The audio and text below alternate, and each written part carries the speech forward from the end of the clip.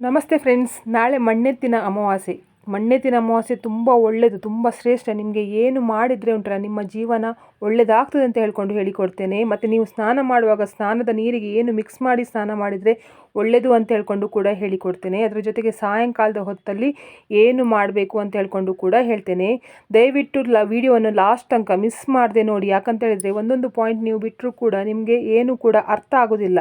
ಯಾಕೆ ಹೇಳ್ತಿದ್ದೇನೆ ಅಂತ ಹೇಳಿದರೆ, ಅಮಾವಾಸ್ಯೆ ಅಂತ ಹೇಳಿದರೆ ಎಲ್ಲರೂ ಭಯ ಪಡ್ತಾರೆ. ಆದರೆ ಈ ಅಮಾವಾಸ್ಯೆಯಿಂದನೇ ನಮ್ಮ ಜೀವನವನ್ನು ಚೇಂಜ್ ಮಾಡೋದು ಹೇಗೆ ಅಂತ ಹೇಳ್ಕೊಂಡು ನಾನು ಈ ವಿಡಿಯೋದಲ್ಲಿ ಹೇಳಿಕೊಡ್ತೇನೆ. ನಾಳೆ ಅಮಾವಾಸ್ಯೆಯನ್ನು ಮಣ್ಣೆತ್ತಿನ ಅಮಾವಾಸ್ಯೆ ಅಂತ ಹೇಳ್ಕೊಂಡು ಕರೀಲಿಕ್ಕೆ ಕಾರಣ ಏನು ಅಂತ ಹೇಳ್ಕೊಂಡು ಕೂಡ ನಿಮಗೆ ಗೊತ್ತಿರಬೇಕು. ಯಾಕಂತ ಹೇಳಿದರೆ ಯಾರೋ ಒಬ್ಬರು ಹೇಳಿದರು ಮಣ್ಣೆತ್ತಿನ ಅಮಾವಾಸ್ಯೆ ಆ ಥರ ಮಾಡಿದರೆ ಒಳ್ಳೆಯದು, ಈ ಥರ ಮಾಡಿದರೆ ಒಳ್ಳೆಯದು ಅಂತ ಹೇಳ್ಕೊಂಡು ನೀವು ನಂಬಲಿಕ್ಕೆ ಹೋಗಬೇಡಿ. ಅದು ಕಾರಣ ಅಂದರೆ ಮಣ್ಣೆತ್ತಿನ ಅಮಾವಾಸ್ಯೆ ಅಂತ ಹೇಳ್ಕೊಂಡು ಹೇಳಲಿಕ್ಕೆ ಕಾರಣ ಏನು ಅಂತ ಹೇಳ್ಕೊಂಡು ಕೂಡ ನಿಮಗೆ ಗೊತ್ತಿರಬೇಕು. ಈ ಮಣ್ಣೆತ್ತಿನ ಅಮಾವಾಸ್ಯೆಯನ್ನು ಸಾಧಾರಣವಾಗಿ ರೈತರ ಮನೆಯಲ್ಲಿ ಆಚರಿಸ್ತಾರೆ. ಅದು ಕೂಡ ಕೆಲವೊಂದು ಕಡೆಯಲ್ಲಿ ಆಚರಿಸ್ತಾರೆ, ಕೆಲವೊಂದು ಕಡೆಯಲ್ಲಿ ಆಚರಿಸೋದಿಲ್ಲ. ಏನು ಮಾಡ್ತಾರೆ ಆ ದಿವಸ ಅಂತ ಹೇಳಿದರೆ, ರೈತರ ಮನೆಯಲ್ಲಿ ಪ್ರತಿಯೊಬ್ಬರ ಮನೆಯಲ್ಲಿ ಎತ್ತುಗಳನ್ನು ಸಾಕುವ ಅಭ್ಯಾಸ ಇರ್ತದೆ. ಪ್ರತಿಯೊಬ್ಬರ ಮನೆಯಲ್ಲಿ ಎತ್ತುಗಳು ಇದ್ದೇ ಇರ್ತದೆ. ಇವಾಗ ನಾಳೆಯ ದಿನ ಅಂದರೆ ಮಣ್ಣೆತ್ತಿನ ಅಮಾವಾಸ್ಯೆ ದಿವಸ ಏನು ಮಾಡ್ತಾರೆ ಅಂತ ಹೇಳಿದರೆ, ರೈತರು ಆ ಎತ್ತುಗಳನ್ನು ಪೂಜೆ ಮಾಡ್ತಾರೆ. ಬರೀ ಎತ್ತುಗಳನ್ನು ಮಾತ್ರ ಅಲ್ಲ, ಅದರ ಜೊತೆಗೆ ಅವರು ಹಸುಗಳನ್ನು ಕೂಡ ಪೂಜೆ ಮಾಡ್ತಾರೆ. ಆಮೇಲೆ ಅವರ ಹೊಲಕ್ಕೆ ಅಂದರೆ ಗದ್ದೆಗೆ ಹೋಗಿ ಅಲ್ಲಿಂದ ಮಣ್ಣನ್ನು ತಗೊಬಂದು ಆ ಮಣ್ಣಿನಿಂದ ಎತ್ತುಗಳ 2 ಗೊಂಬೆಯನ್ನು ಮಾಡ್ತಾರೆ. ಅಂದರೆ ಜೋಡಿ ಎತ್ತು ಬೇಕಲ್ಲ ನಮಗೆ, ಆ ಕಾರಣದಿಂದ 2 ಗೊಂಬೆಯನ್ನು ಮಾಡಿ ಅದನ್ನು ಚಂದ ಮಾಡಿ ಸಿಂಗಾರ ಮಾಡ್ತಾರೆ. ಅದರ ಜೊತೆಗೆ ಪೂಜೆ ಕೂಡ ಮಾಡ್ತಾರೆ ಆ ಎತ್ತುಗಳನ್ನು. ಆಮೇಲೆ ಏನು ಮಾಡ್ತಾರೆ ಅಂತ ಹೇಳಿದರೆ, ಅವರ ಮನೆಯಲ್ಲಿ ಒಳ್ಳೆಯ ಅಡುಗೆಗಳನ್ನು ಕೂಡ ಮಾಡ್ತಾರೆ, ಅಂಬಲಿ ಕೂಡ ಮಾಡ್ತಾರೆ. ಆಯಿತಾ, ರೈತರ ಮನೆಯಲ್ಲಿ ಅಂಬಲಿಯನ್ನು ಕೂಡ ಮಾಡ್ತಾರೆ. ನಂತರ ಅವರು ಮಾಡಿದ್ದ ಎತ್ತಿನ ಉಂಟಲ್ಲ ಅಂದರೆ ಗೊಂಬೆಯನ್ನುಂಟಲ್ಲ, ಅದನ್ನು ಅವರು ಅವರ ಹೊಲದ ಹತ್ರ ತಗೊಂಡು ಹೋಗಿ ಅಲ್ಲಿ ಒಂದು ಮರದ ಕೆಳಗೆ ಇಟ್ಟು ಅಲ್ಲಿ ಪುನಃ ಪೂಜೆ ಮಾಡ್ತಾರೆ.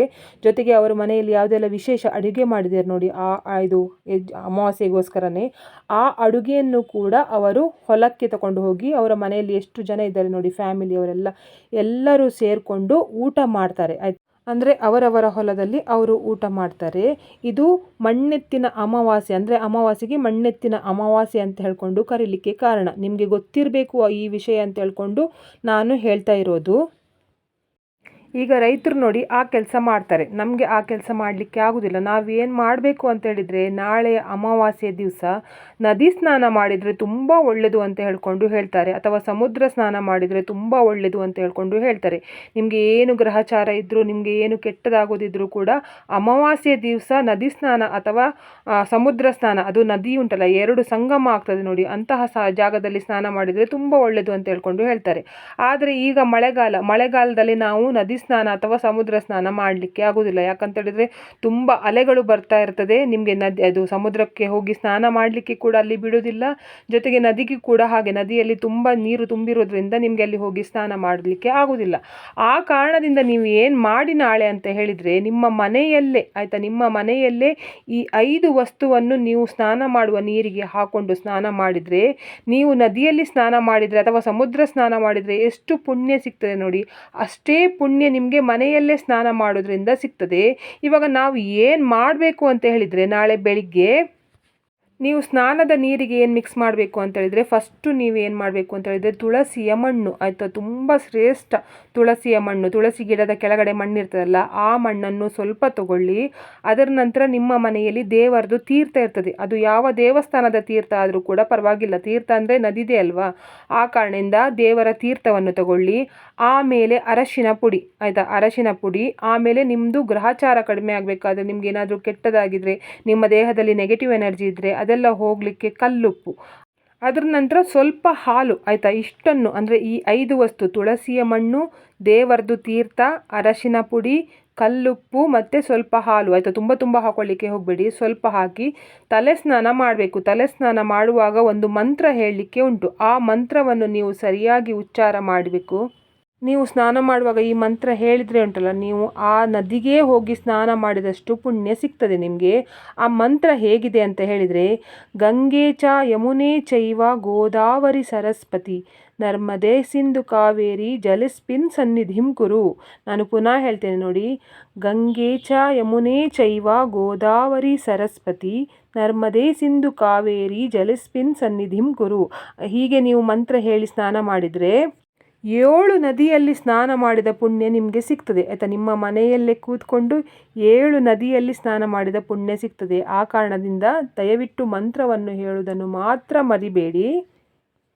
ಇವಾಗ ಬೆಳಿಗ್ಗೆ ಇಷ್ಟು ಕೆಲಸ ಮಾಡಿದ ನಂತರ ಸಾಯಂಕಾಲದಲ್ಲಿ ಅಂದರೆ ನಿಮಗೆ ಸಾಯಂಕಾಲ ದೇವರಿಗೆ ದೀಪ ಹಚ್ಚುವಕ್ಕಿಂತ ಮುಂಚೆ ಏನು ಮಾಡಿ ಅಂತ ಹೇಳಿದರೆ, ಮನೆಯ ಬಾಗಿಲನ್ನು ಕ್ಲೀನ್ ಮಾಡಲಿಕ್ಕೆ ಉಂಟು ಆಯಿತಾ. ನೀವು ಮನೆಯೆಲ್ಲ ಚಂದ ಮಾಡಿ ಕ್ಲೀನ್ ಮಾಡಿ ಇಟ್ಕೊಳ್ಳಿ. ಆಮೇಲೆ ಏನು ಮಾಡಬೇಕು ಅಂತ ಹೇಳಿದರೆ, ಒಂದು ನಿಂಬೆ ಹಣ್ಣನ್ನು ತೆಗೆದುಕೊಂಡು ಆ ನಿಂಬೆ ಹಣ್ಣಿನಿಂದ ಏನು ಮಾಡಬೇಕು ಅಂತ ಹೇಳಿದರೆ, ನಿಮ್ಮ ಮನೆಯ ಮುಖ್ಯ ದ್ವಾರದ ಹೊರಗಡೆ ನಿಂತು ಆಯಿತಾ. ಇದನ್ನು ಪ್ರತಿಯೊಬ್ಬರು ಕೂಡ ಮಾಡಿ, ಆಗೋದಿಲ್ಲ ಅಂತ ಹೇಳ್ಕೊಂಡು ಇಲ್ಲ, ಯಾರು ಬೇಕಾದರೆ ಮಾಡ್ಬೋದು.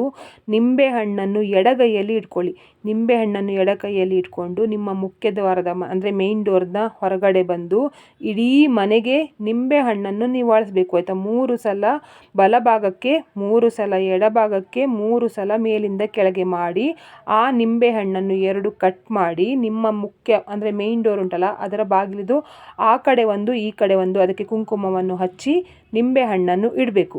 ಎರಡನೇದು ಕೆಲಸ ಏನು ಮಾಡಬೇಕು ಅಂತ ಹೇಳಿದರೆ, ನಿಮಗೆ ತುಂಬ ದೃಷ್ಟಿದೋಷ ಉಂಟು, ನಿಮಗೆ ಮನೆಗೆ ಏಳಿಗೆ ಆಗ್ತಾ ಇಲ್ಲ, ನಿಮಗೆ ಕೆಟ್ಟ ಕಣ್ಣಿನ ದೃಷ್ಟಿ ಆಗ್ತಾ ಉಂಟು ಅಂತ ಹೇಳ್ಕೊಂಡಿದ್ರು ಕೂಡ ನಾಳೆ ತುಂಬ ಒಳ್ಳೆಯದು ಆಯಿತಾ. ನೀವು ಏನು ಮಾಡಿ ಅಂತ ಹೇಳಿದರೆ, ಮಧ್ಯಾಹ್ನದ ಸಮಯದಲ್ಲಿ ಆಯಿತಾ, ಮಧ್ಯಾಹ್ನದ ಸಮಯದಲ್ಲಿ ಒಂದು ಕಲ್ಲುಪ್ಪು, ಒಂದು ಹರಿವಾಣದಲ್ಲಿ ಅಥವಾ ಒಂದು ಪ್ಲೇಟ್, ಯಾವ ಪ್ಲೇಟ್ ಆದರೂ ಕೂಡ ಪರವಾಗಿಲ್ಲ, ಆ ಪ್ಲೇಟ್ಗೆ ಕಲ್ಲುಪ್ಪು ಮತ್ತು ಪುಡಿ ಉಪ್ಪು ಆಗೋದಿಲ್ಲ ಅಂದರೆ ಪೌಡ್ರ್ ಇದು ಬರುತ್ತಲ್ಲ ಅದಾಗೋದಿಲ್ಲ, ಕಲ್ಲುಪ್ಪೇ ಆಗಬೇಕು ಈ ಕೆಲಸ ಮಾಡಲಿಕ್ಕೆ. ಕಲ್ಲುಪ್ಪನ್ನು ತೆಗೆದುಕೊಂಡು ಬಂದು ನಿಮ್ಮ ಮನೆಯ ಹೊರಗಡೆ ತಗೊಬರಬೇಕು. ಆಮೇಲೆ ನಾನು ಆವಾಗನೇ ಹೇಳಿದ ಹಾಗೆ ಒಂದು ಪ್ಲೇಟ್ಗೆ ಕಲ್ಲುಪ್ಪನ್ನು ಹಾಕಿ ಅದಕ್ಕೆ ಸ್ವಲ್ಪ ನೀರನ್ನು ಹಾಕಿ ನೀವೇನು ಮಾಡಿ ಅಂತ ಹೇಳಿದರೆ, ನಿಮ್ಮ ಮನೆಯ ಮೇಯ್ನ್ ಡೋರ್ ಹತ್ರನೇ ಚಂದ ಮಾಡಿ ಅದನ್ನು ಕಲ್ಲುಪ್ಪನ್ನು ನೀರು ಮಾಡಬೇಕು ಆಯ್ತು. ಅಂದರೆ ಅದು ಕಲ್ಲು ಇರ್ತದಲ್ಲ ಅದೆಲ್ಲ ಫುಲ್ ನೀರಾಗಿ ಹೋಗಬೇಕು. ಆಮೇಲೆ ಸೇಮ್ ನಾನು ಆವಾಗ ನಿಂಬೆಹಣ್ಣಿನಿಂದ ಯಾವ ರೀತಿ ನಿವಾರಿಸಲಿಕ್ಕೆ ಹೇಳಿದೆ ನೋಡಿ, ಅದೇ ರೀತಿಯಲ್ಲಿ 3 ಸಲ ಬಲಭಾಗ, 3 ಸಲ ಎಡಭಾಗ, 3 ಸಲ ಮೇಲಿಂದ ಕೆಳಗಡೆ ನೀವು ಆ ಪ್ಲೇಟ್ ಕೂಡ ಸೇರಿಕೊಂಡು ಮನೆಗೆ ದೃಷ್ಟಿ ತೆಗೆದು ಆಮೇಲೆ ಆ ಉಪ್ಪಿನ ನೀರನ್ನು ನಿಮ್ಮ ಮನೆಯ ಮುಖ್ಯ ದ್ವಾರಕ್ಕೆ ಅಥವಾ ಮನೆ ಒಳಗಡೆ ಎಲ್ಲ ಚುಮುಕಿಸ್ಲಿಕ್ಕೆ ಹೋಗಬೇಡಿ, ಮೇಯ್ನ್ ಡೋರ್ ಹತ್ರ ಮಾತ್ರ ಚುಮುಕಿಸಿ ಅದನ್ನು 3 ರಸ್ತೆ ಸೇರುವ ಜಾಗದಲ್ಲಿ ಹಾಕಿ. ನಿಮಗೆ 3 ರಸ್ತೆ ಸೇರುವ ಜಾಗದಲ್ಲಿ ಹಾಕ್ಲಿಕ್ಕೆ ಆಗೋದಿಲ್ಲ ಅಂತ ಹೇಳಿದರೆ ಹೊರಗಡೆ ಎಲ್ಲಾದರೂ ಚೆಲ್ಲಿ ಬಿಡಿ. ಹೀಗೆ ಮಾಡಿದರೆ ಏನಾಗುತ್ತೆ ಅಂತ ಹೇಳಿದರೆ, ನಿಮ್ಮ ಮನೆಗೆ ನೆಗೆಟಿವ್ ಎನರ್ಜಿ ಕೂಡ ಬರೋದಿಲ್ಲ, ಜೊತೆಗೆ ಯಾರಾದರೂ ನಿಮಗೆ ಕೆಟ್ಟದಾಗಲಿ ಅಂತ ಬಯಸಿದರೂ ಕೂಡ ಅದು ಅವರಿಗೆ ಹೋಗ್ತದೆ. ಜೊತೆಗೆ ಯಾವುದು ಕೂಡ ಕೆಡುಕು ನಿಮ್ಮ ಮನೆಗೆ ಬರದೇ ಇರುವ ಹಾಗೆ ಈ ಉಪ್ಪು ಉಂಟಲ್ಲ ನಿಮಗೆ ನೋಡ್ಕೊಳ್ತದೆ. ಆ ಕಾರಣದಿಂದ ನಿಂಬೆಹಣ್ಣನ್ನು ನಿವಾಳಿಸುವ ಕೆಲಸ ನೀವು ಸಾಯಂಕಾಲದ ಹೊತ್ತಲ್ಲಿ ಮಾಡಬೇಕು. ಮತ್ತು ಉಪ್ಪನ್ನು ನಾನು ಹೇಳಿದೆ ನೋಡಿ, ಅದು ಮಧ್ಯಾಹ್ನದಲ್ಲಿ ಮಾಡಬೇಕು. ಮಧ್ಯಾಹ್ನ ಒಂದು 2 ಗಂಟೆ ಒಳಗಡೆ ಮಾಡಿ, 12 ಗಂಟೆ ನಂತರ 2 ಗಂಟೆಯ ಒಳಗೆ ಮಾಡಿ. ಆವಾಗ ನೋಡಿ ನಿಮಗೆ ಯಾವ ಕೆಡುಕು ಕೂಡ ನಿಮ್ಮ ಮನೆಗೆ ಬರುವುದಿಲ್ಲ. ನೋಡಿದ್ರಲ್ಲ, ಇವತ್ತಿನ ವಿಡಿಯೋದಲ್ಲಿ ನಾನು ಮಣ್ಣೆತ್ತಿನ ಅಮಾವಾಸ್ಯೆಯ ಮಹತ್ವ ಕೂಡ ಹೇಳಿಕೊಟ್ಟಿದ್ದೇನೆ. ಸ್ನಾನ ಮಾಡಲಿಕ್ಕೆ, ನದಿ ಸ್ನಾನ ಮಾಡಲಿಕ್ಕೆ ಆಗದಿದ್ದವರು ಮನೆಯಲ್ಲೇ ಯಾವ ರೀತಿ ಸ್ನಾನ ಮಾಡಬೇಕು ಅಂತ ಹೇಳ್ಕೊಂಡು ಹೇಳಿಕೊಟ್ಟಿದ್ದೇನೆ. ನೀರಿಗೆ ಏನನ್ನು ಮಿಕ್ಸ್ ಮಾಡಿ ಸ್ನಾನ ಮಾಡಬೇಕು ಅಂತ ಹೇಳಿಕೊಟ್ಟಿದ್ದೇನೆ. ಜೊತೆಗೆ ಯಾವ ಮಂತ್ರವನ್ನು ಹೇಳಬೇಕು ಅಂತ ಹೇಳ್ಕೊಂಡು ಹೇಳಿಕೊಟ್ಟಿದ್ದೇನೆ. ಮಧ್ಯಾಹ್ನದ ಹೊತ್ತು ನೀವು ಏನು ಮಾಡಬೇಕು ಅಂತ ಹೇಳ್ಕೊಂಡು ಕೂಡ ಹೇಳಿಕೊಟ್ಟಿದ್ದೇನೆ. ಸಾಯಂಕಾಲದ ಹೊತ್ತು ನಿಂಬೆಹಣ್ಣಿನಿಂದ ಏನು ಮಾಡಬೇಕು ಅಂತ ಹೇಳ್ಕೊಂಡು ಕೂಡ ಹೇಳಿಕೊಟ್ಟಿದ್ದೇನೆ. ನಿಮಗೆ ಇವತ್ತಿನ ವಿಡಿಯೋ ಇಷ್ಟ ಆದರೆ ಪ್ಲೀಸ್ ಈ ವಿಡಿಯೋಕ್ಕೆ ಒಂದು ಲೈಕ್ ಮಾಡಿ, ಆದಷ್ಟು ಜನರಿಗೆ ಈ ವಿಡಿಯೋನನ್ನು ಶೇರ್ ಮಾಡಿ, ಕಮೆಂಟ್ ಮಾಡಿ, ನನ್ನ ಚಾನಲ್ಗೆ ಸಬ್ಸ್ಕ್ರೈಬ್ ಆಗಿ. ನನ್ನ ಚಾನಲ್ಗೆ ಸಬ್ಸ್ಕ್ರೈಬ್ ಆದರೆ ನನಗೆ ಒಂದು ಸಪೋರ್ಟ್ ಸಿಕ್ಕಿದಾಗೆ ಆಗ್ತದೆ ಮತ್ತು ನಾನು ಹೀಗೆ ಒಳ್ಳೆ ವಿಡಿಯೋನ ನಿಮ್ಮ ಜೊತೆಗೆ ಶೇರ್ ಮಾಡ್ತೇನೆ. ಇವತ್ತಿನ ವಿಡಿಯೋ ಯಾರೆಲ್ಲ ನೋಡಿದ್ದೀರಾ ಅಥವಾ ನೋಡಲಿಲ್ಲ ಎಲ್ಲರಿಗೂ ಕೂಡ ದೇವರು ಒಳ್ಳೇದು ಮಾಡಲಿ ಅಂತ ನಾನು ಕೂಡ ದೇವರಲ್ಲಿ ಬೇಡ್ಕೊಳ್ತಿದ್ದೇನೆ. ಎಲ್ಲರಿಗೂ ಒಳ್ಳೆಯದಾಗಲಿ.